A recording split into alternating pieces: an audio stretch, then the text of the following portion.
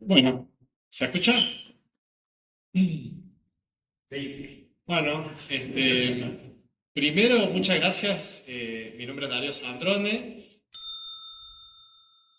Primero quiero agradecer mucho la invitación. Para mí es un placer, un gusto que me inviten a este foro, digamos, eh, a hablar de software con gente que sabe de software, que no es mi caso, digamos. Quiero empezar aclarando eso. Yo vengo más bien de la filosofía. Y desde hace algunos años, con algún grupo de gente acá de Córdoba, nos empezamos a trabajar, a pensar, a investigar cuestiones de la tecnología, pero desde el punto de vista de las humanidades o de las ciencias sociales, digo, porque muchos de los que están acá por ahí vienen de las ciencias o de la informática, ¿no? De la ciencia de la información. Así que este cruce lo voy a tomar si siempre son muy estimulantes para mí, digamos, cuando me invitan a foros más especializados, para aportar una mirada quizá externa en algún punto. Además, en la Facultad de Ciencias Económicas, que es otro tipo de saberes, o sea, estamos haciendo acá una especie de collage de saberes, que me parece que también es lo que demandan estas nuevas tecnologías, que ya no son tan nuevas, ¿no? Pero cada vez la diferencia entre lo económico, lo social, lo político y lo tecnológico es cada vez más difusa, ¿no? Entonces, requiere esta clase de intercambios. Eh, y hablar, digamos, sobre el tema de software libre, que es un poco la temática que vamos a abordar acá, con Barbie, con Mati, con Juanma, este, que tiene en el medio, o sea, no se puede decir software libre sin decir libre, y no se puede decir libre sin pensar en la libertad, que es un concepto muy denso, ¿no? Con muchas connotaciones, con mucha historia, y un poco la idea de este encuentro, de esta charla, era, en realidad va a ser como una especie de entrevista donde yo me siento muy cómodo porque los filósofos nos gusta preguntar, la pregunta tiene una importancia muy relevante en filosofía, quizás más que la respuesta, ¿no? Este, Antes que buenas respuestas, en filosofía generalmente la metodología es dar buenas preguntas, ¿no? Encontrar las buenas preguntas, preguntas difíciles, difíciles de resolución, y ese también un poco del choque de culturas, generalmente con los tecnólogos, ¿no? Que el tecnólogo más bien siempre trata de buscar soluciones y las humanidades siempre tratan de buscar problemas, ¿no? Entonces ahí suele haber ciertas tensiones, pero que para mí son tensiones virtuosas, o sea, son muy fértiles. Ahí de esas discusiones salen muchas cosas, que espero que sea lo que pase hoy. Pero yo me gustaría hacerle algunas preguntas a ellos, a ellos, que sobre todo sobre la cuestión del software libre y esta cuestión de la libertad que además de ser un concepto muy amplio, muy vasto, con mucha historia y con muchas discusiones alrededor, hay muchas valoraciones, ¿no?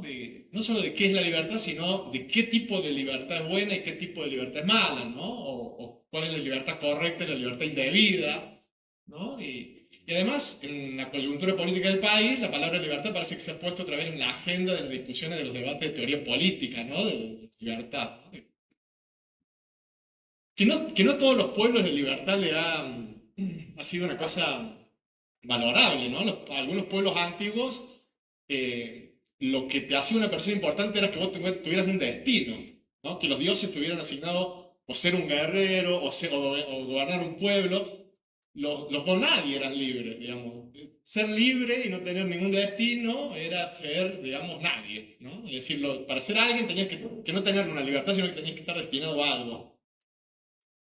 Pero en la modernidad, digamos, la libertad empezó a ser un valor deseable. Y hablamos un poco antes de empezar la charla o en conversaciones previas, que siempre se suelen hablar de dos sentidos de la libertad, ¿no? Un sentido negativo de la libertad, ¿no? Del individuo, la libertad frente a, ¿no? La libertad del individuo frente al Estado, la libertad del individuo frente a las corporaciones, la libertad del individuo frente a los otros, ¿no? Que los otros no se metan en mi proyecto de vida o no se metan en lo que yo quiero hacer. Libertad frente a, digamos, ¿no? Y el valor es negativo en un sentido de que no intervengan o que no obstaculicen lo que yo quiera hacer, ¿no? Frente a otro sentido que podría tener la libertad, que es libertad para, ¿no? Es que yo tenga libertad para poder llevar adelante un proyecto de vida, un proyecto político, ¿no? Y que se me den las garantías para que yo pueda hacer tal cosa, ¿no? participar políticamente, ¿no? No que la política no se meta en mi vida para que no me moleste, sino que yo tenga la libertad de poder hacer política, por ejemplo, ¿no? Libertad para, frente a libertad, frente a. Y son dos sentidos así como que siempre han estado en disputa, y me parece que sería una buena, en buena medida pensar el software libre en esos dos sentidos, en esa encrucijada entre esos dos sentidos. Pero además, a mí me cuesta mucho pensar la idea de software sin el concepto o sin el problema de la máquina, ¿no? Porque en un momento, sobre todo a partir de la industria del siglo XIX, final del siglo XVIII, siglo XIX, aparece la máquina como un elemento de nuestra cultura y de nuestra sociedad muy importante, ¿no? La producción industrial empieza a hacerse producir con máquina y la máquina empieza a difundirse en todos los ámbitos de nuestra vida cotidiana. Y entonces la máquina, también la máquina nos puede oprimir, ya no solamente nosotros, el Estado, las corporaciones, la economía, sino las máquinas nos pueden oprimir, ¿no? Famosa frase de Marx en El Capital, la máquina se opone al trabajador como un organismo poderoso que lo oprime, ¿no? Pero claro, yo esto hablaba un poco con el chique antes de empezar, pero eran máquinas sin software, ¿no? La máquina fordista del principio del siglo XX, la máquina de Chaplin en tiempo moderno, ¿no? Que oprime al trabajador y que no lo deja, no lo hace libre porque el trabajador se automatiza, su tarea se vuelve monótona y ya no puede hacer nada, pero además nos pueden oprimir las máquinas en la vida pública, en nuestra vida cotidiana. Aparece el software, que el software es algo raro, o sea, yo no lo termino de definir, porque no es máquina y es máquina, ¿no? Al mismo tiempo.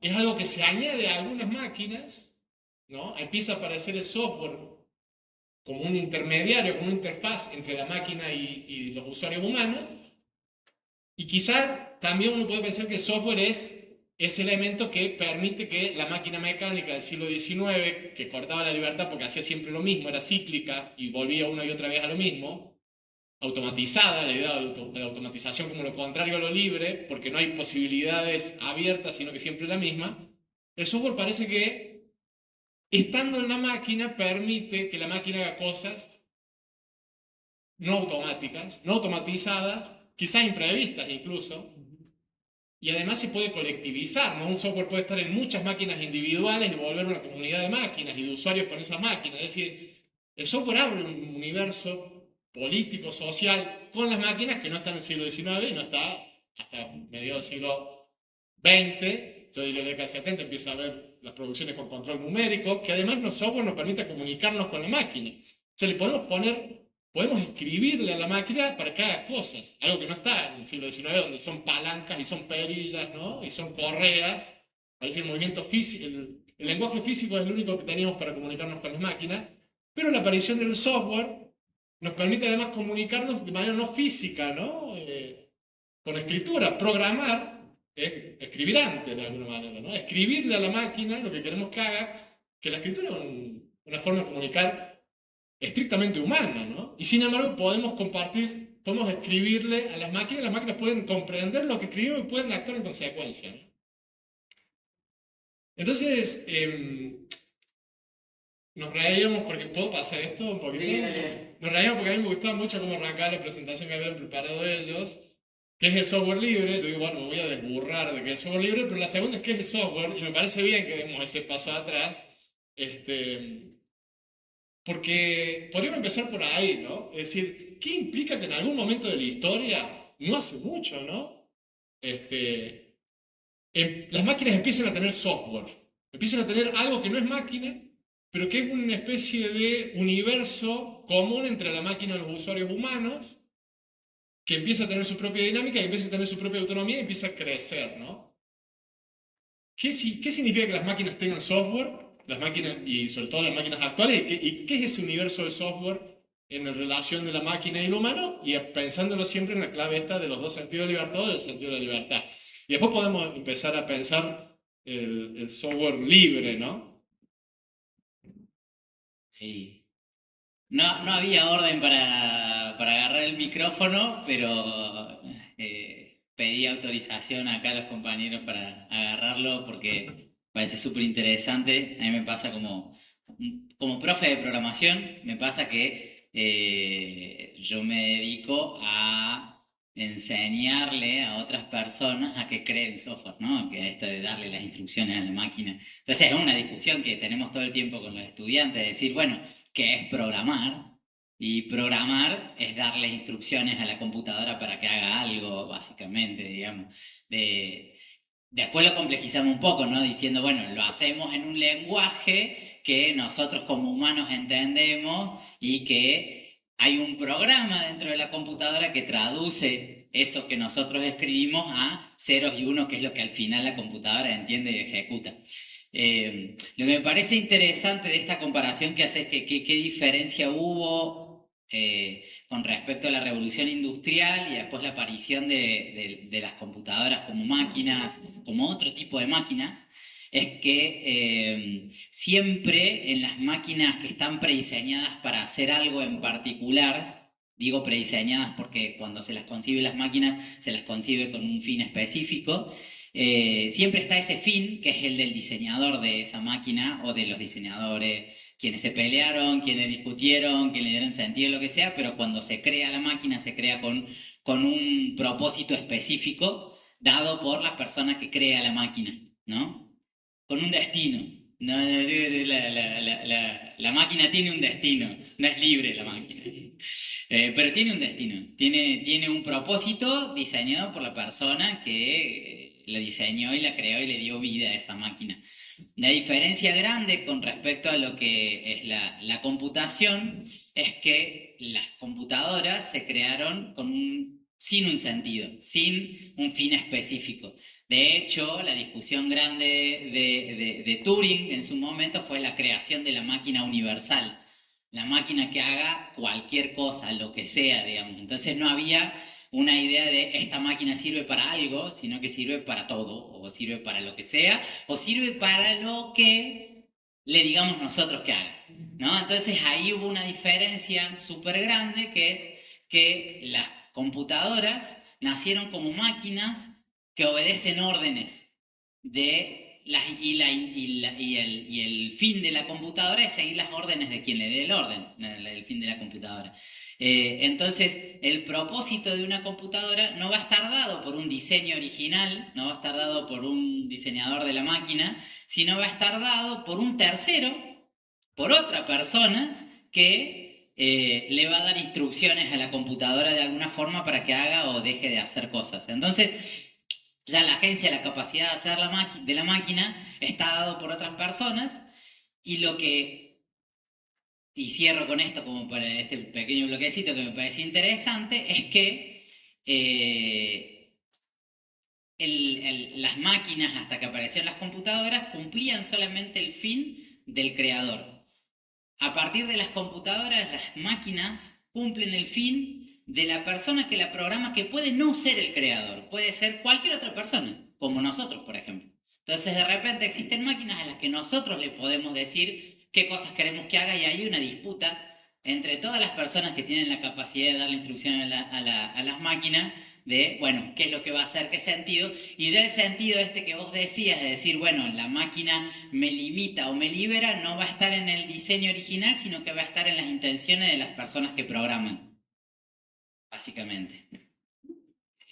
Nada, como para abrir la discusión un poquito.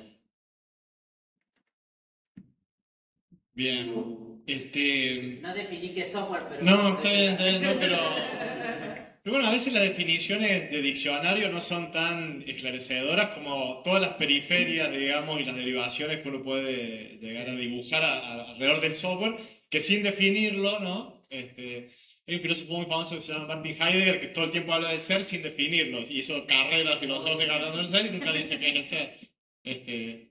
Pero, claro, la máquina universal de Turing es la máquina que no tiene ningún destino, ¿no? Es la máquina sin destino, la máquina libre y universal. Eh, yo pensaba, bueno, un par de cosas ahí. Una de las cosas que uno le podría agregar a la cuestión de la libertad es libertad para quiénes, ¿no? Y libertad de quiénes, ¿no? Que ahí sería ya meterle otro nivel a las primeras definiciones que habíamos, o sentidos que habíamos dado de la libertad. Pero a mí me parece que también podemos decir lo siguiente, o yo pensaba mientras vos decías esto, claro, está muy bien que ahora el vínculo que establezcamos con las máquinas, que cada vez son ubicuas, más ubicuas, digamos, todos tenemos máquinas, convivimos con la máquina tiene un rol social, digo, los celulares todos tenemos uno en el bolsillo, ¿no? Vamos al baño con los celulares, estamos todo el tiempo con los celulares, es decir, están pegados a nosotros las máquinas, y claro, el vínculo que establezcamos ya no está en el diseño duro de la máquina físico, sino en cómo podamos interactuar con ese, cómo los terceros podemos interactuar con el software. Y entonces ahí lo primero que se me viene a la cabeza a mí es que, claro, hay que saber cómo, digamos, ¿no? Porque parece ser que entonces el abanico de posibilidades y de libertades que nos ofrece esa nueva institución que es el software, que media entre la máquina física y nosotros, y nuestros deseos, y nuestras ambiciones, nuestros afectos, nuestra comunicación social, ese abanico que se abre en la medida que conozcamos cuál es ese abanico, ¿no? Y que sepamos, digamos, yo no sé programar, entonces las posibilidades que yo tengo con mi computadora son mucho menos, ¿no? Me siento menos libre, digamos, que otro que pudiera manipularla, modificarla. eh, y entonces la pregunta que yo quiero hacer es, bueno, ¿qué importancia tiene no solamente el software libre, sino el conocimiento libre en vinculación con el concepto de software libre? Porque parece que están muy vinculados, ¿no? Íntimamente vinculados, y que casi no se podría pensar uno sin lo otro, ¿no? Es decir, y entonces, bueno, la siguiente pregunta sería sobre el conocimiento libre. Y vos dijiste, la máquina hace lo que nosotros le digamos que haga, y me quedé pensando en ese nosotros, quiénes serían, pero por ahí lo podemos dejar para más adelante, pero me parece que la idea de conocimiento libre, ¿cómo se vinculan, cómo se solapan? ¿Qué vasos comunicantes hay entre software libre y conocimiento libre, digamos?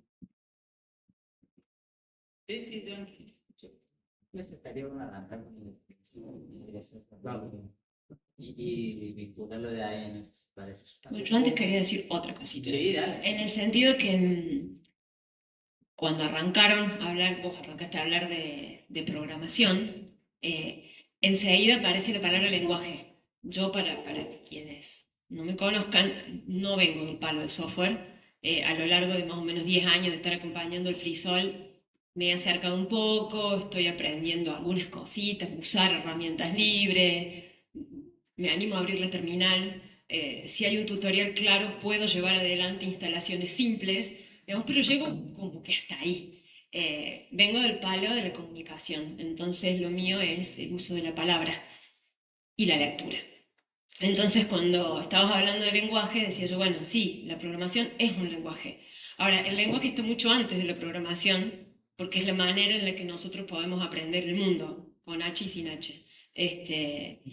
Y hay ahí una cuestión que no me voy a acordar ahora de Peirce o Siri y toda esa gente, pero hay una cuestión con el lenguaje y con la lengua que tiene que ver con que son las formas simbólicas con las que nosotros entendemos lo que son las cosas, las nombramos y podemos imaginarlas en la cabeza. Digo, esta cuestión simbólica de que le podemos dar un conocimiento a las palabras que nos rodean y usarlas de herramienta para comunicarnos entre nosotros.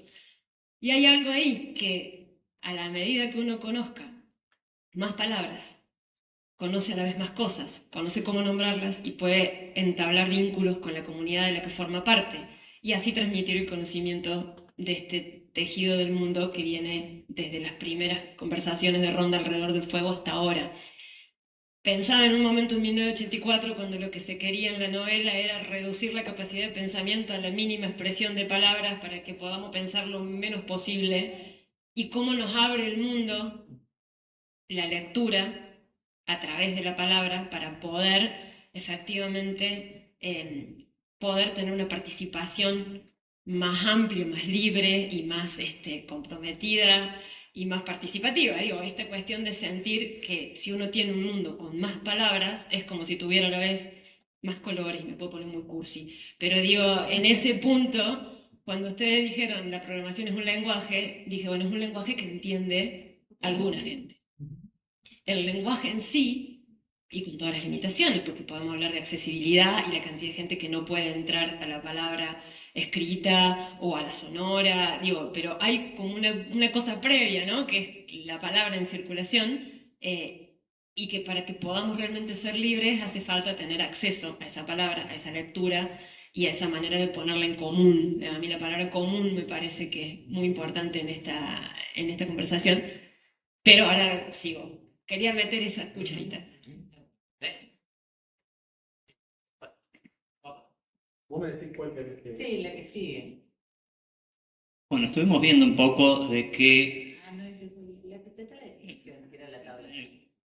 Estuvimos viendo un poco qué es el software, pero ahora vamos a ver qué es el software libre. Sí, si no está, el software libre es por la definición la que cumple 4 libertades. Esa es la definición. Ahí está. Ahí está.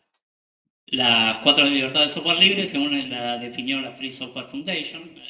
Para poner un poco de contexto, al principio el software era todo libre, porque de hecho no se le daba importancia, la importancia era la máquina.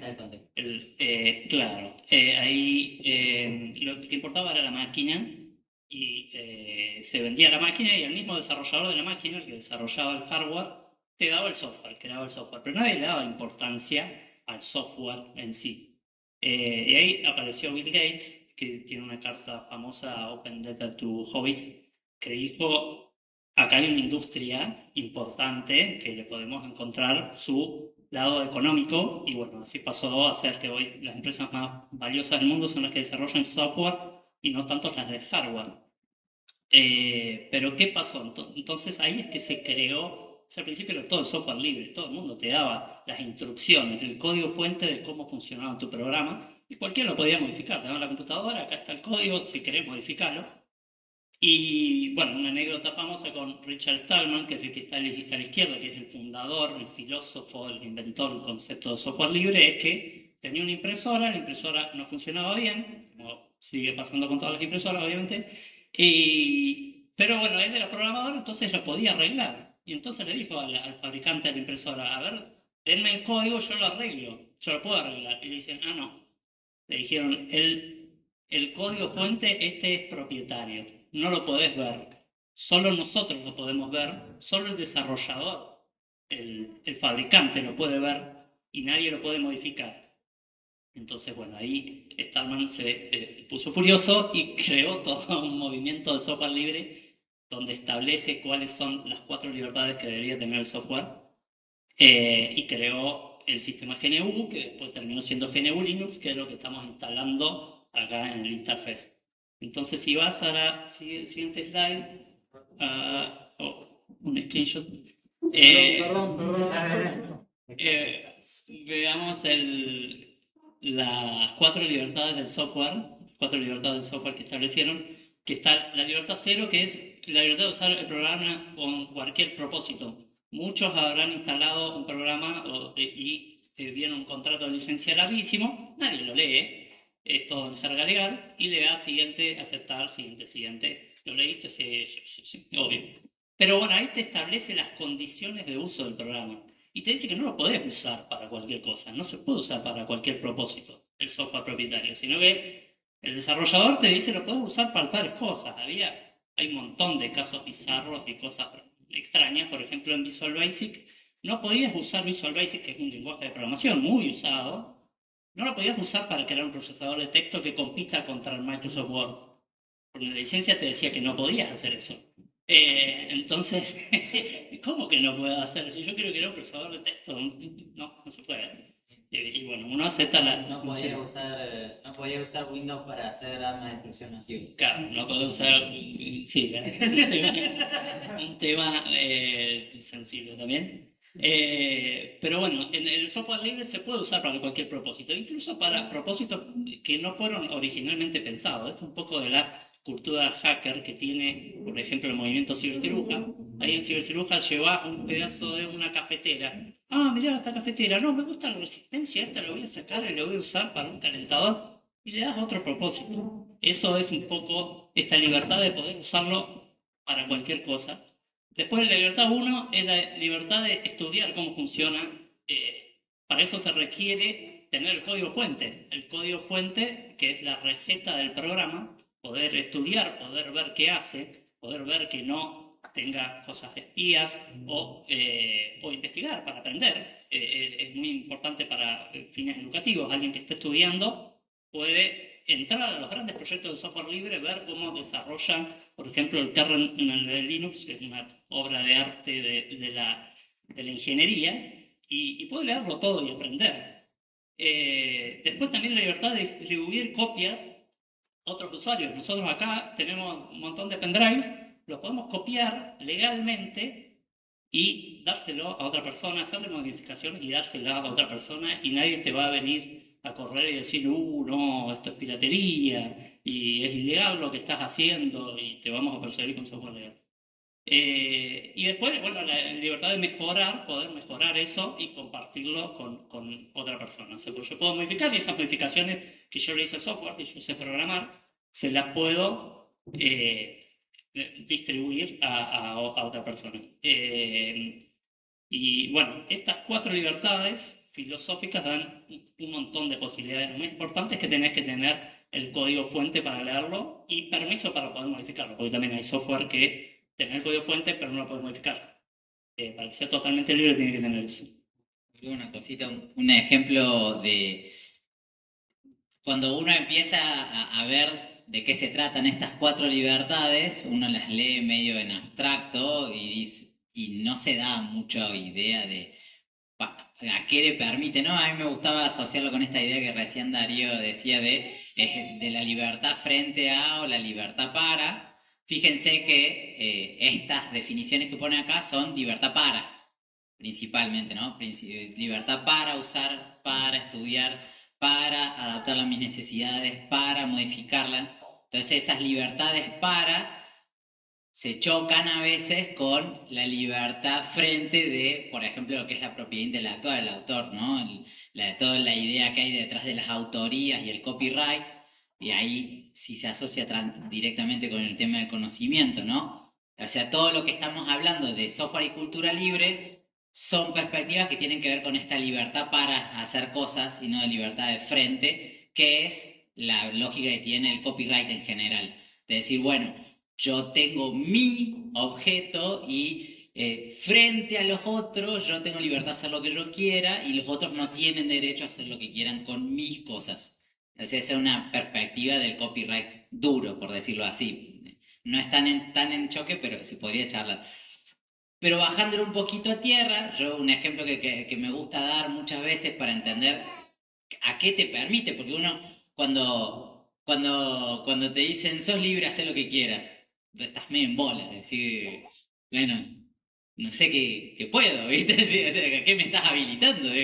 Entonces, por ejemplo, en esto de adaptar el software y todo esto, hay un caso muy concreto acá en Latinoamérica que me pareció súper interesante, que es que había un proyecto en esto de manejar los lenguajes, de la alfabetización digital y demás, que fue todos los programas de alfabetización digital que se lanzaron en los países de Latinoamérica. En particular Paraguay tenía uno, que era de, bueno, vamos a usar computadora, vamos a enseñar a usar el Word, vamos a enseñar a usar el Windows, porque si yo no manejo el lenguaje digital, yo soy un analfabeto que no me puedo involucrar en este planeta, etcétera, etcétera, con una muy buena intención.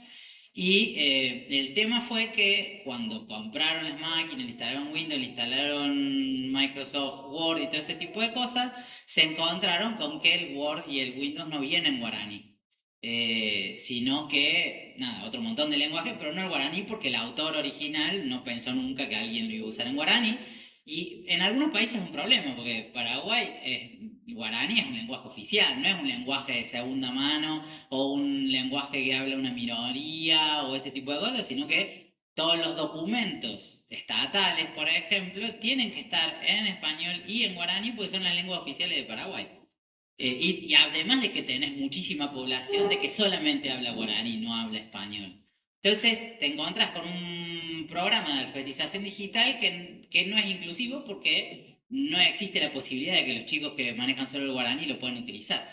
Entonces en ese sentido, el gobierno de Paraguay lo que terminó optando fue usar una versión de Linux con una versión de LibreOffice, que son un sistema operativo y una suite ofimática que son libres, y como tienen estas libertades, lo puedo usar para lo que yo quiera, puedo modificarlo, puedo adaptarlo, etc. Lo que hicieron fue hacer una traducción al guaraní tanto de Windows como de LibreOffice, y distribuir por todo el sistema educativo de Paraguay máquinas con Linux y con LibreOffice en el lenguaje que la mayor parte de la población sí manejaba, que era el guaraní.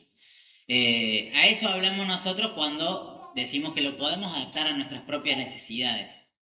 Y la última libertad la usamos nosotros porque después cuando se lanzó el programa Conectar Igualdad en Argentina, nosotros aprovechamos la traducción que hicieron los hermanos paraguayos del guaraní para poder usar las computadoras en la zona de Misiones, donde tenemos una gran cantidad de chicos que solo manejan el guaraní.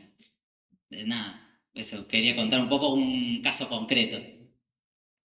Solo pregunto, como estamos en un momento de definiciones, ¿quiere que digan en 5 minutos lo de las licencias libres, que es como la aplicación de esas libertades a vos?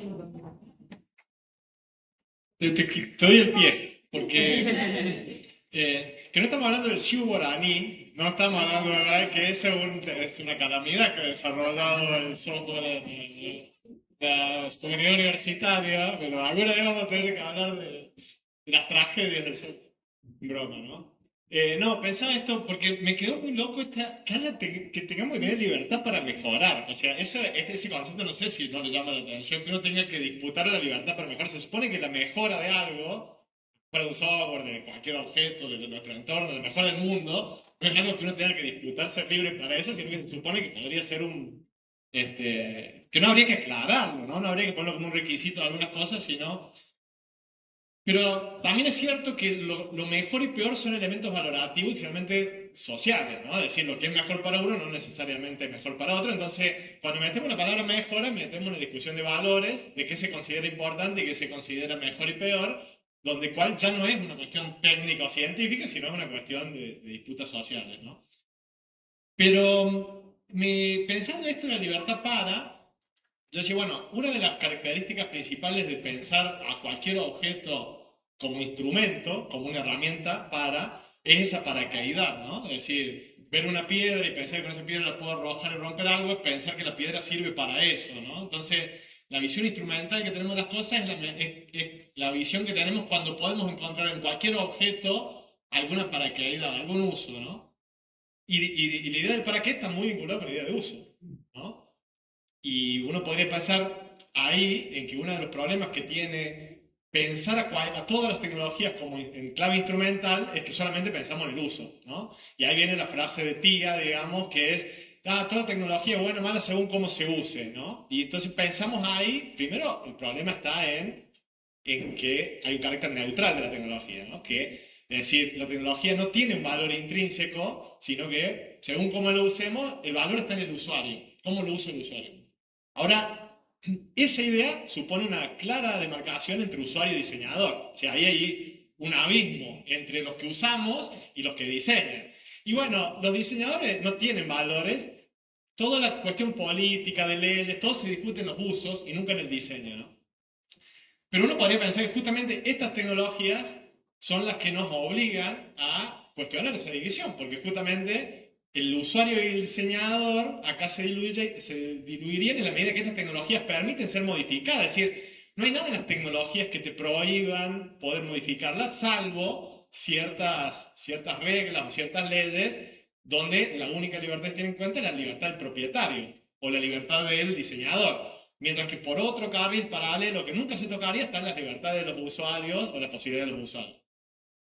En ese sentido, si uno diluye esa línea entre uso y diseño, y dice también se puede politizar el diseño, se puede cuestionar el diseño, se puede hacer mejores, puedo tener libertad para mejorar los diseños, uno estaría ahí corriéndose del uso y de la visión instrumental para entrar a otra visión que sería, bueno, estas no son solamente herramientas que sirven sino que son constitutivas de nuestros vínculos sociales, de nuestras prácticas sociales, y entonces también aparece que uno podría pensar ahí que también tiene que haber cierta dilución entre el propietario y el usuario, ¿no? O entre la libertad del propietario y la libertad del usuario. Y me parece que es un buen pie para pensar esto, digamos. No se puede pensar esto sin pensar derechos de propiedad y todo lo que viene alrededor del conocimiento libre. Por ahí esa también era mi pregunta inicial cuando pensábamos de la vinculación del conocimiento. Y después está el tema de los tutoriales, que también lo quisiera charlar, pero lo podemos dejar para... Pero después. Yo tengo un pequeño textito que está dando vueltas ahí en internet, que me acuerdo cuando escribí la introducción, es un solo párrafo, pero como de 40 líneas de preguntas. Entonces, bueno, entonces acá quería leer un pedacito porque tiene que ver con esto, que es algo que a mí a veces me tortura, y es entendiendo el libro no como un artefacto, como un objeto, como una tecnología de lectura. ¿De quién son los libros? De quienes lo hacen, o sea, de los autores que los escriben, de los editores, que son los que piensan el libro, no la idea original, sino el libro, de los imprenteros, que son los que lo pasaron por la máquina y los hacen, de quienes lo compraron para venderlos, o sea, de un librero, de quienes resguardan su propiedad intelectual, de quienes lo compran, de quienes lo leen, aunque no lo compren, de los herederos de quienes los escribieron, de los herederos de quienes lo compraron. ¿Quiénes ponen o imponen las condiciones y limitaciones de la lectura? Los dueños de los libros, la legislación, las cámaras y entidades que regulan el mundo de los libros, y quiénes son los destinatarios de los beneficios de esas limitaciones. Digo, hay ahí una cosa que cuando dicen que la lectura nos hace libres, que nos abre mundos, que uno tiene acceso a los libros y todo eso, yo siempre hago la pregunta de qué podés hacer con un libro. No es poco decir que el libro se lo puede leer. Partamos de la base como promotor de la lectura que decir que a un libro se lo puede leer es muy importante. Pero difícilmente pueden hacer más nada con el libro. Si ustedes lo quieren fotocopiar, no pueden. Si lo quieren digitalizar para que haya una versión disponible online, no pueden. Si lo quieren grabar en audio para que otra persona lo pueda escuchar, no pueden. Si lo quieren convertir en una versión audiovisual, no pueden. Si lo quieren traducir a otro idioma, no pueden. Si lo quieren hacer copias cosidas para venderlos en una feria, no pueden. Nosotros no podemos hacer nada con el libro, nada más que leer. Porque eso es lo que dice la ley de propiedad intelectual. Que sin un permiso específico no se puede ni copiar, ni hacer comunicación pública, ni reproducción, ni comercialización, ni obra derivada, ni un montón de cosas más, porque la ley es bastante importante. Hay muy pocas excepciones. La legislación argentina, al igual que muchas otras, solo permite el derecho a cita, que es copiar hasta 1000 palabras, citando la fuente, y hay algunos tratados que permiten la generación de obras derivadas, por ejemplo, para gente que tiene algunas cuestiones de accesibilidad, de edición, digamos, que están, y que fueron fruto de luchas arduas y que llevaron mucho tiempo para que eso se convirtiera en una excepción. Como respuesta a eso, quienes militamos la cultura libre trabajamos otras opciones, entre ellas las licencias Creative Commons, entre otras licencias, que son las que trabajan esto que decías vos recién, de las libertades para el usuario. O sea, un autor o un editor que publique su trabajo con estas licencias, lo que está haciendo es darles la libertad a los usuarios, en este caso serían lectores, o si son discos y música, escuchas, si son películas, quienes lo miran, digo, al que está del otro lado, le dan las posibilidades de que puedan hacer más cosas. De piso, copiar y compartir. O sea, las licencias permiten de piso que uno pueda hacer una copia y compartirla libremente sin que haya ningún tipo de problema de propiedad intelectual. Y dependiendo qué licencia haya, hay como dos ejes, muy rápidamente, si no pueden entrar en creativecommons.org.ar para leer el desarrollo de todo, que ahí está muy bien explicado en las preguntas frecuentes, está muy bien explicado todos los alcances, todas las formas de uso, etc.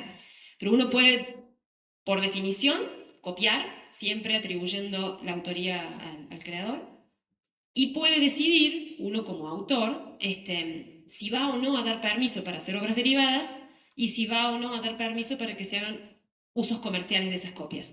Por lo tanto, las licencias Creative Commons no son equivalentes a software libre en el sentido que no dan las 4 libertades, salvo las 2 que sí son cultura libre, que son las que permiten tanto la copia como la obra derivada como el uso comercial. Esas son solo 2. Pero le abren a la comunidad un abanico muy grande de posibilidades de copiar. Yo a algunas le digo blanqueo la fotocopia para arriba, ¿no? Hoy por hoy nosotros usamos muchísimas redes sociales, muchísimos programas, muchísimas cosas que están diseñadas para compartir. Y la legislación, mientras tanto, dice que nada se puede compartir sin el permiso de los autores. En ese sentido yo siempre aprovecho para hacer como una arenga de si uno quiere compartir algo, tenga la delicadeza de colocar una licencia Creative Commons abajo si quiere que siga fluyendo, porque quienes estamos ahí mirando, quienes somos bibliotecarios, quienes estamos en un lugar en el que cuando encontramos algo lindo lo queremos compartir y estamos tratando de cuidar una circulación comprometida y responsable de la cultura, si tiene la licencia Creative Commons, lo vamos a copiar y lo vamos a hacer circular por todos lados. Si no lo tiene, lo están parando la ley de propiedad intelectual. Y entonces no se puede copiar. Si ustedes hacen un libro muy bonito, no tienen ninguna preocupación con que se pueda copiar, pero no le ponen ese permiso explícito en la página de legales, quienes cargamos libros en repositorios públicos, quienes cargamos libros en boletines que hacemos difusión de la cultura pública, por una cuestión de no querer caer en los sitios que están todo el tiempo controlados de piratería, no lo podemos compartir. Y tenemos que entrar en un camino muy burocrático para compartir permisos que no siempre son sencillos de compartir.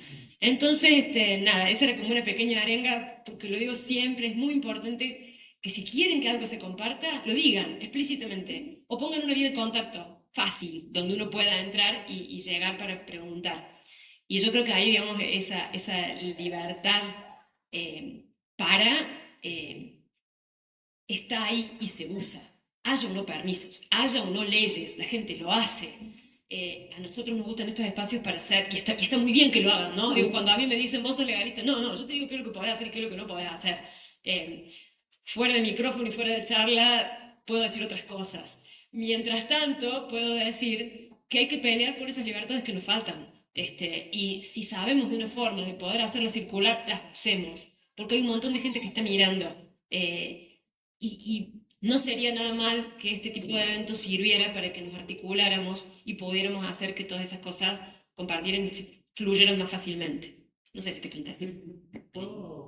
Sumo una cosita nomás, digo, a mí me gusta bajar a veces a ejemplos concretos de cosas que pueden pasar, digamos, cuando dice Barbie que, digo, si quieren que algo sea compartido, sea realmente, digamos, che, esto lo estoy compartiendo y demos una autorización explícita, pasa por dos cosas. Por un lado, nosotros podríamos tener una ley que diga, está todo permitido a menos que el autor diga lo contrario, pero se diseñó de otra manera.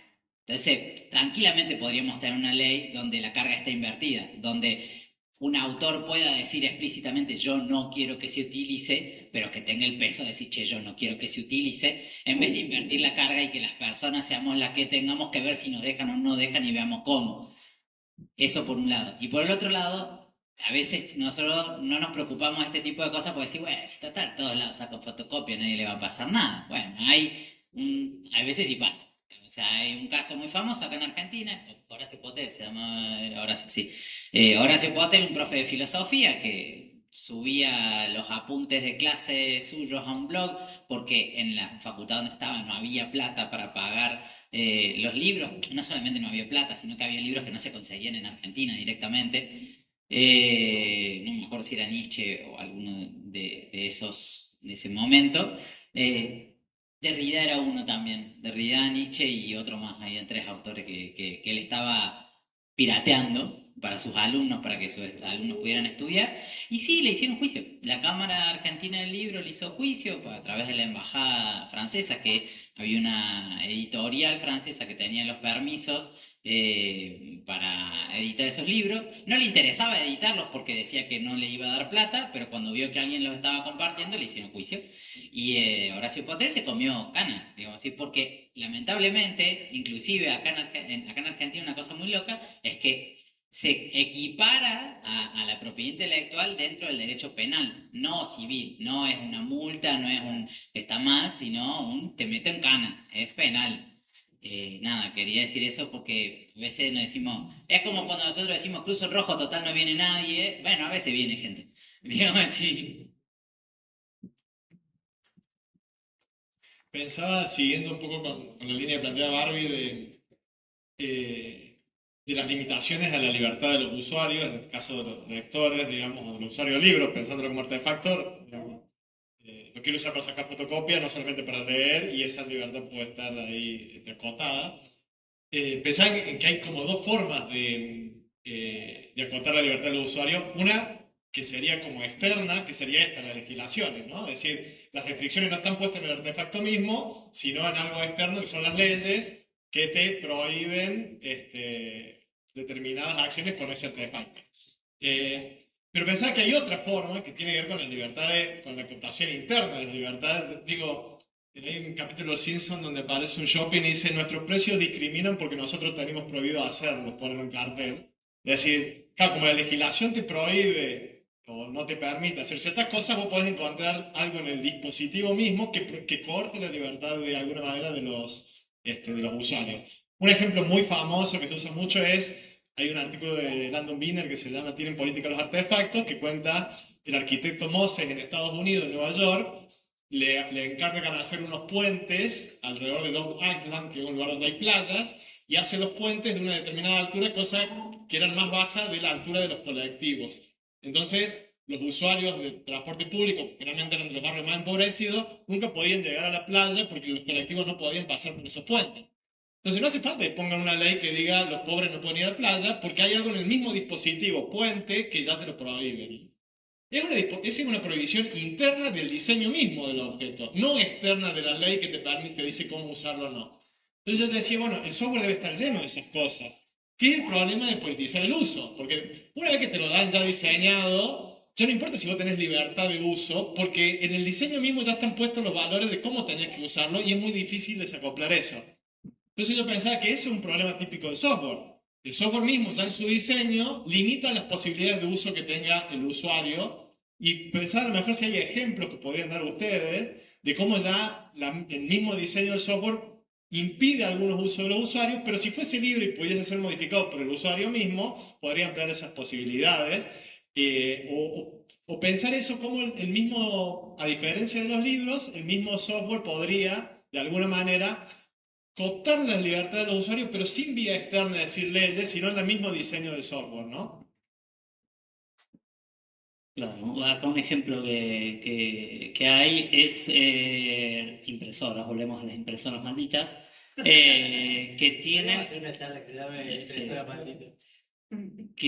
Bueno, tiene un contador las impresoras que no te dejan, le puede haber pasado a muchos, que dice, no puedo imprimir acá, no tengo tinta. Pero vos mirás el cartucho y ves que hay tinta, pero tiene el programador, como obsolescencia programada, tiene programado que te imprime cierta cantidad de hojas. O a veces yo quiero imprimir algo en negro, pero no tenés magenta y, bueno, No tenés magenta. no hay magenta, no te deja imprimir. Pero digo, no, yo quiero solo negro. No voy a usar magenta, no me importa. ¿No tenés magenta? Andá a comprar y después te imprimo si querés en negro. Pero si no tenés magenta, no. Y bueno, esas son limitaciones que hace el fabricante. Y lo han hackeado, obviamente. Siempre está la comunidad hacker yendo atrás para esas restricciones que pone el desarrollador, poder ir salteándoselas. Pero bueno, obviamente eso es ilegal hacerlo y también ha ido gente presa por saltarse esas restricciones. Perdón, ahí sumo. En todas estas discusiones legales, pasa un segundito algunos porque hay muchas cosas que tienen que ver con la historia. Volví a la anterior, a esa de Napster. La que sigue, dice Napster. Tiramos un par de cosas de historia acá, pero básicamente lo que estábamos charlando de la definición de software libre fue en la década de los 80. Entre el 90 y el 95 fue donde se creó Linux y empezó a hacer el boom de Internet y ese tipo de cosas. Y del 95 al 2000 hubieron un par de cosas interesantes, digo, por ejemplo, en esto de la discusión de lo que se puede y lo que no se puede hacer, lo legal, lo ilegal y demás, y qué me permite hacer la máquina y qué no. Como decía Barbie hace un rato, las máquinas, estamos rodeados de máquinas que nos permiten compartir, pero un montón de gente que no tiene ganas de que compartamos. Me acordé de eso porque en realidad en los 95 al 2000 se puso muy de moda el tema de compartir música, y en particular surgió la página de Napster, o un sistema de Napster, que básicamente era un programa donde te escaneaba la computadora de la carpeta que vos querías y te la subía a la nube de esa época, y otras personas podían buscar en internet y descargar los archivos que estaban en las máquinas de otras personas que quisieran compartir. Y nada, en ese momento, eso estamos hablando del 99, más o menos, 98, 99, el boom, Hasta que un día Metallica, que es una banda que a mí me gusta mucho, pero ¿por qué? Metallica encontró con que estaban compartiendo su música y abrió un juicio millonario contra Napster, y ahí es donde surgió, y por eso está buena la perspectiva histórica, surgió toda una discusión gigante de lo que fue una de las primeras leyes de la industria digital, que es la Digital Millennium Copyright Act, que fue del 2000, que la raíz fue, la computadora me permite compartir música, y de repente alguien dijo, che, yo no quiero que compartan mi música, tengo plata como para poder hacer lobby con respecto a esto, y terminan metiendo una ley en Estados Unidos que prohíbe. Por eso me acordé de la DMCA también, porque no solamente prohíbe compartir, sino que prohíbe que cualquier persona investigue cómo saltearse procesos y mecanismos de restricción de copia. Entonces, por ejemplo, en ese momento uno no podía copiar DVDs, o sea, bueno, nosotros nos gustaba ver películas, somos sudacras, bueno, entonces los mantero, o yo me compro una copiadora. Pero en ese momento las lectoras de DVD y las copiadoras de DVD tenían una restricción por hardware de que no se podía hacer una copia a menos que vos tengas una autorización explícita de los fabricantes y no sé qué cosa. Bueno, alguien dijo, oh, che, sobreescribo y ya está. Y bueno, y se empezó a hacer copias de DVD. Entonces es una eterna discusión ahí, ¿no? Entre lo que se puede, lo que no se puede, los intereses, las libertades, las restricciones.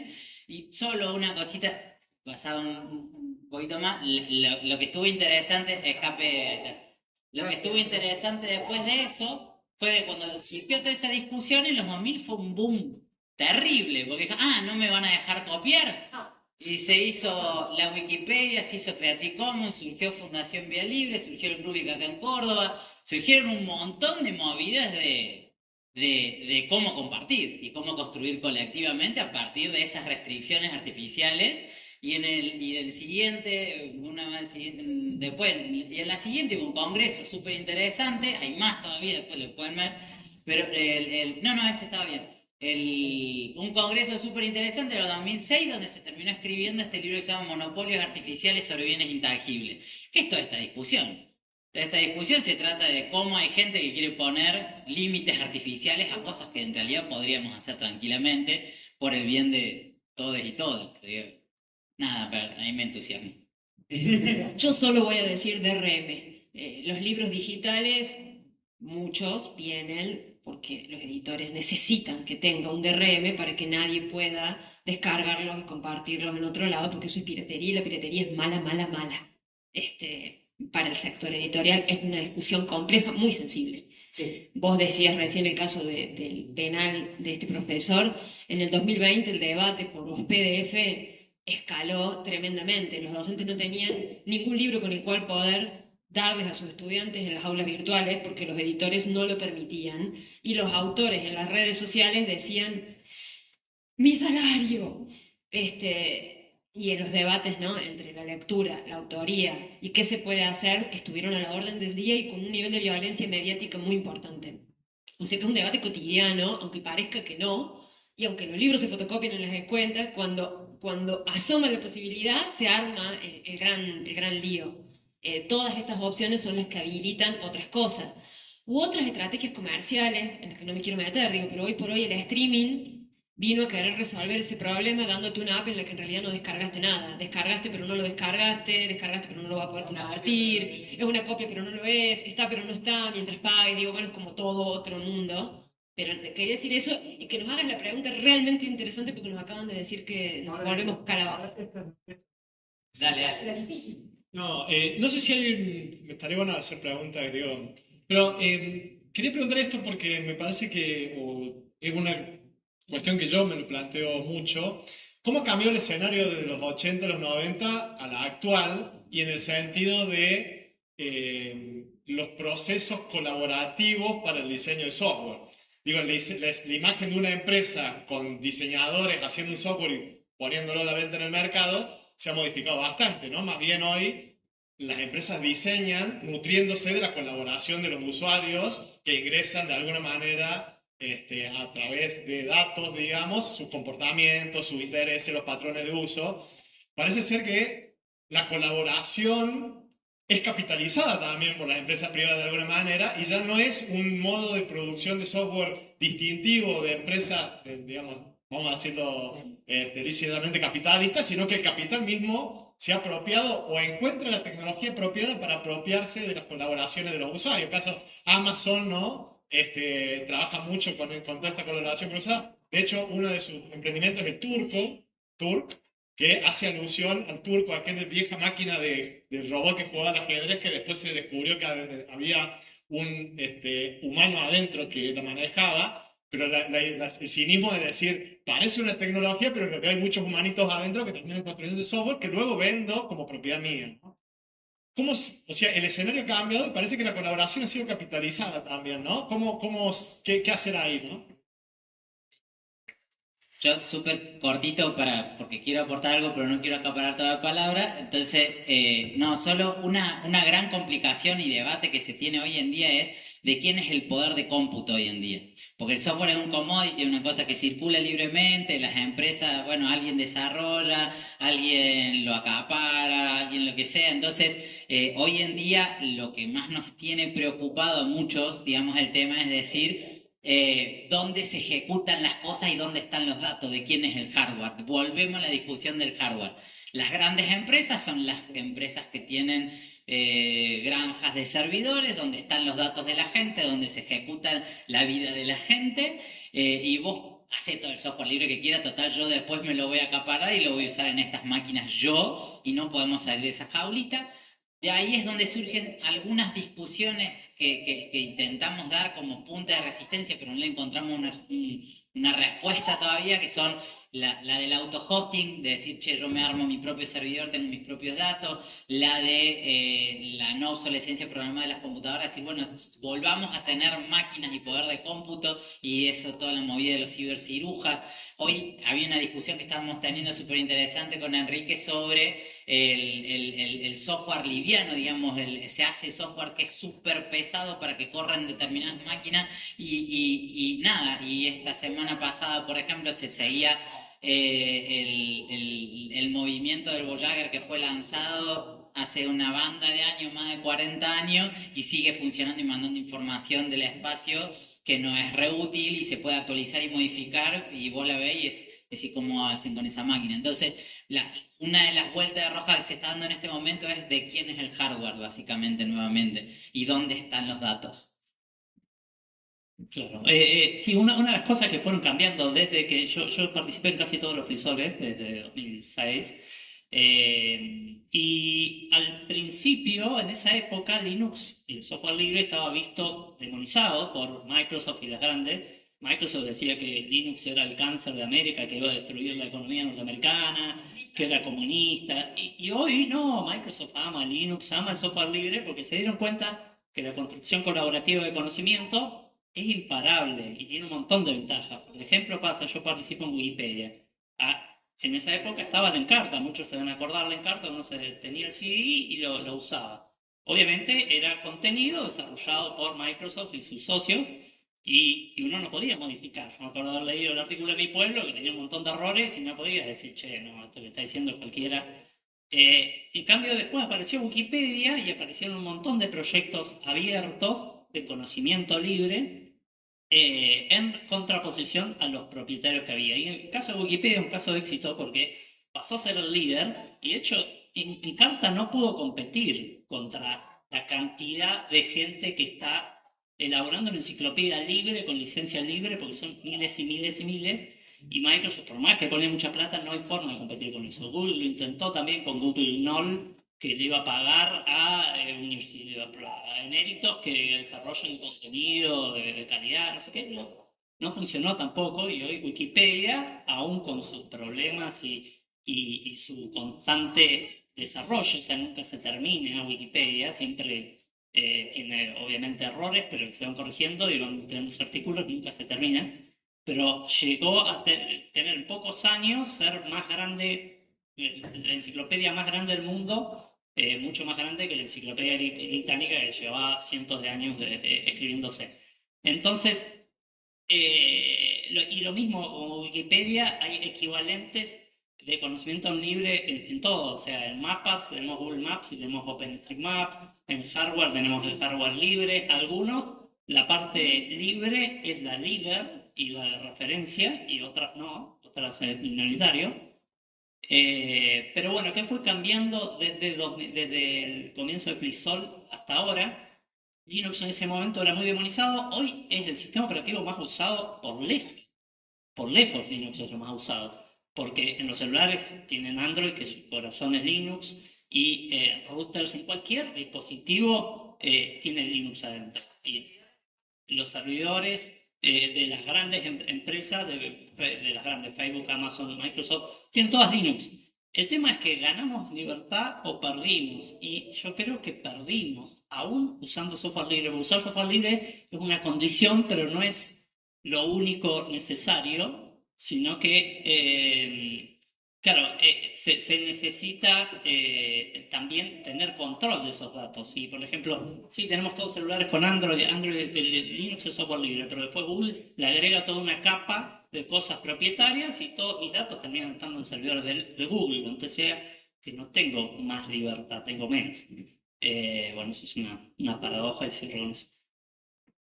Yo quería sumar un poquito en el mundo de la cultura libre. Ha habido, yo creo que debido a la ley de propiedad intelectual, muchas trabas y muchas imposibilidades para que se avance tanto como a muchos nos hubiera gustado. Sí, están las licencias Creative Commons, que permiten de alguna manera que se vaya construyendo muy de a poco una comunidad que piensa que podemos de alguna forma hackear no necesariamente la propiedad intelectual, sino la circulación de eso. Digo, ni siquiera estamos en un debate de qué postura tomar frente a una autoría, sino qué postura tomar con respecto a si se le puede dar un poco más de valor al derecho al acceso. O sea, el derecho de acceso a la cultura muchas veces sigue enfrentado al derecho del autor y no siempre gana esa comparación. Creo que sí han ido creciendo. Hay debates actuales en el sector editorial, que es el que yo más conozco, pero entiendo que culturalmente puede ser parecido. Es muy conservador con respecto a muchas cosas, está todavía muy parado en el libro impreso y en las lógicas de hace muchas décadas de años atrás, con lo cual ni siquiera se puede hablar de que la lectura digital va creciendo. Puede ser, pero está muy retrasado que eso sea algo común o algo popular, o que los promotores de la lectura entiendan que leer en digital puede también ser una práctica de lectura válida, o leer en otros formatos como videojuegos, audiovisuales, interactivos. Digo, en el sector editorial, en las escuelas, la docencia, los promotores de la lectura, es un debate complejo, todavía. Entonces hay ahí mucho por lo que construir. Aparecieron las inteligencias artificiales y el debate que hay hoy por hoy en el sector de los ilustradores tiene que ver con que se están haciendo estos raspajes de información en base a sus obras y sus derechos de propiedad intelectual están siendo vulnerados y por lo tanto los resultados de la inteligencia artificial son no morales. Hay ahí todo un debate que todavía está en un nivel muy incipiente. O sea, hay quienes dicen, sí, la tecnología es buena, pero, y el pero es más importante que todo lo demás en gran parte del sector. A mí, y esto lo uso como excusa solo para traer a otro lado de quienes creemos que un mundo mejor es posible, compartiendo y haciendo circular el conocimiento, creo que por ahí es una buena idea alejarse un poco de las grandes batallas y enfocarse en los pequeños territorios y en las pequeñas comunidades. Digo, cuando hablamos, por ejemplo, de bienes comunes, en general, esas cosas son cuidadas y comprometidas por la propia comunidad. Y uno de pronto dice, sí, hay libertades, sí, pero también hace falta autorregular esas libertades y poner de alguna manera un compromiso comunitario para ver de qué manera esas libertades pueden ser equitativas. Y yo, por ejemplo, como último, sí, acabo esta idea y acabo. Las licencias Creative Commons. Empezamos muy pocas editoriales en la Argentina usándolas. Quizá la primera sea Tinta Limón en Buenos Aires, en Córdoba nosotros, poco más. En estos 12 años que tiene la editorial nuestra, hemos hartado de dar charlas de licencias Creative Commons. En la última feria del libro yo encontré 15 editoriales cordobesas que publican libros con licencias Creative Commons.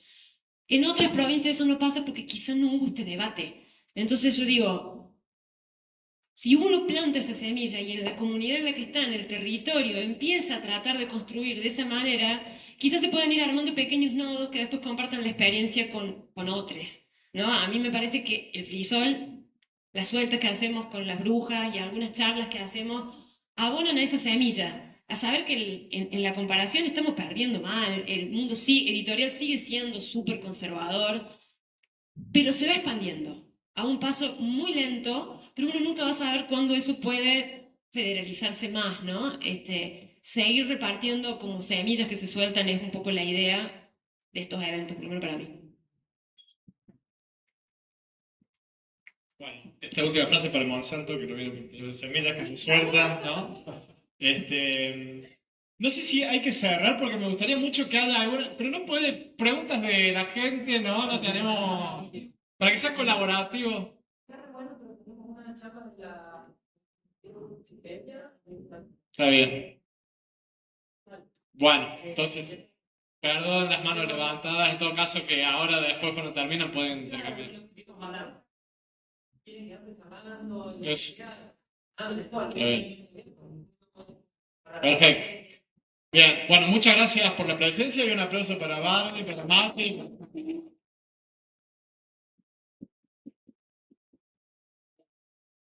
Gracias a todos y nada, se la debíamos a esta charla hace años, así que bueno, es lo que pudimos. Sean felices. Sí.